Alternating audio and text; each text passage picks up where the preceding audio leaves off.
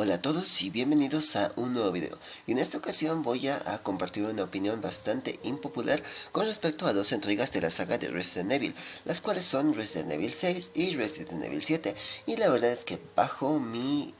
opinión, por así decirlo, Resident Evil 6 es mucho mejor que Resident Evil 7. Y es que posiblemente la séptima entrega de esta saga es una de las más sobrevaloradas en ciertos aspectos, ya que es como que la que todos mencionan como la que regresó a los orígenes de la saga. Algo que no es del todo correcto, ya que lo único que volvió es a traer nuevamente el terror, o sea, el terror no era lo único que ofrecía la saga de Resident Evil, ya que si no, sería un juego survival horror cualquiera como los que habían en esa época. En cambio, Resident Evil 7 apunta más a una especie de terror más actual en esa época, ya que lo que estaba de moda eran juegos como Outlast o Slenderman de Arrival. Y bueno, la verdad es que estos dos juegos son tan diferentes que de por sí tratar de compararlos es un poco difícil, y sobre todo porque cada uno es bueno en lo que intenta, pero como videojuego individual, básicamente Resident Evil 6 es mejor que Resident Evil 7. Y es que en los primeros puntos en los cuales Resident Evil 6 destroza completamente a Resident Evil 7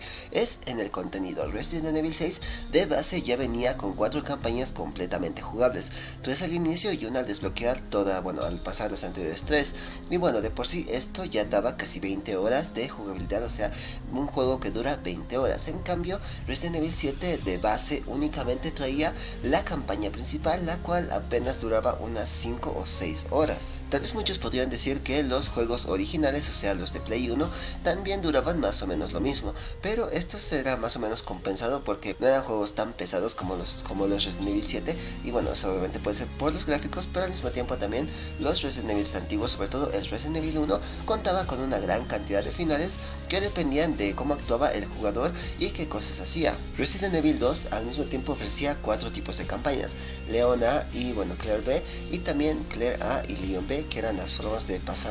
Y al mismo tiempo teníamos a Resident Evil 3, que a pesar de que sí era bastante corto, en varias ocasiones tenía la toma de decisiones, la cual hacían el gameplay mucho más variado y mucho más rejugable. En el caso de Resident Evil 7 esto no es para nada así. Si bien tiene más de un final, porque tiene 2 finales, la verdad es que la forma de conseguirlos es en un punto en específico donde tenemos que curar a un personaje determinado. Y bueno, fuera de eso, la verdad es que el juego está bastante igual, o sea, no hay cambios realmente notables, y de por sí la campaña ya se siente muy pobre, o sea, no hay una motivación real para rejugarla a menos que sea probar las distintas dificultades, cosa que no pasaba con Resident Evil 6, que de por sí ya tenía la rejugabilidad de pasarlo con su compañero. O sea, este juego se podía jugar de a dos, o incluso podías elegir a uno de los dos protagonistas de cada campaña, menos la de Ada, que esa sí era únicamente de una persona. Además que el juego de base ya tenía el modo mercenarios con sus primeros 3 mapas y el modo de caza de agentes, que de por sí ya era bastante contenido. Ahora, si tomamos en cuenta otro aspecto como pueden ser los gráficos,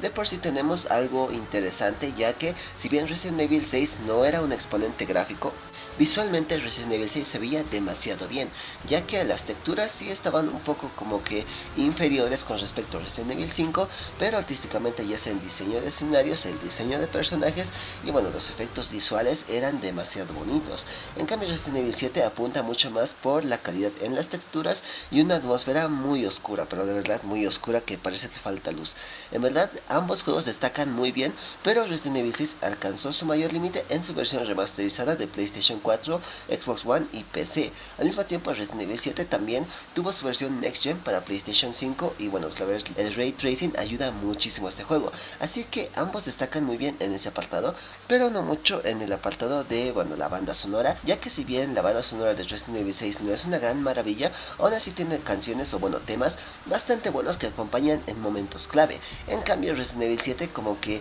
fuera de su tema principal, que es el Go To and Rowdy, o bueno, la verdad es que el resto del soundtrack es bastante olvidable y un poco genérico, o sea, realmente no destaca en ningún momento. Ahora, si nos guiamos por la historia, la verdad es que en este apartado también Resident Evil 6 destaca mucho más, ya que nos ofrece una historia dividida en 4, pero protagonizada por personajes muy icónicos de la saga, como pueden ser Leon, Chris, Sherry e incluso la aparición del hijo de Wesker, Jake, el cual para mí es uno de los mejores personajes de toda la saga. Así también en la participación de Ada, que aquí sí está a la altura de una protagonista, no simplemente un personaje secundario como pasaba en Resident Evil 4. En el caso de Resident Evil 7 de por sí de inicio ya copia a Silent Hill 2 con eso de la esposa perdida, y la verdad es que desde la segunda mitad del juego, o sea desde la parte del barco, se siente más como que el juego está intentando rellenar para hacer más largo, o sea ya no tiene nada realmente interesante que mostrar, ya que el barco se siente